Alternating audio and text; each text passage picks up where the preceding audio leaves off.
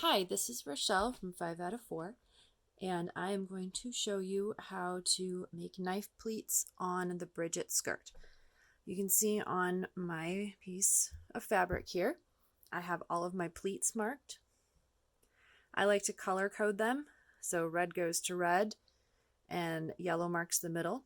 I've also marked where the end of my sewing pleats will go so I can get my angles correct.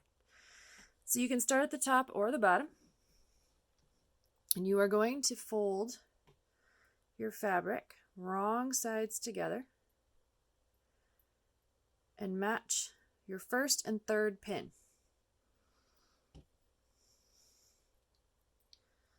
So I usually take one out, repin, and that's my starting point. And then I come down here and I'm going to use my feel here and match my green pins together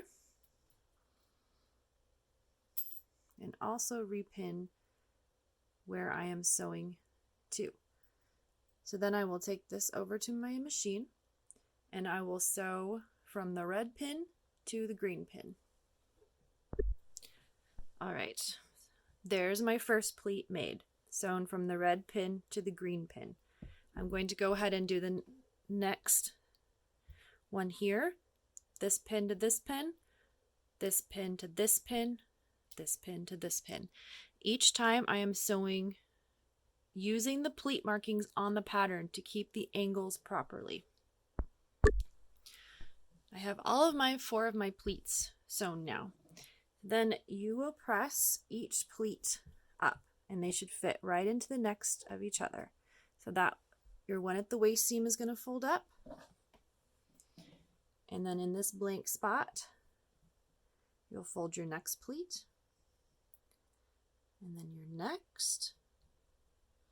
And then your next. Give that a real good press.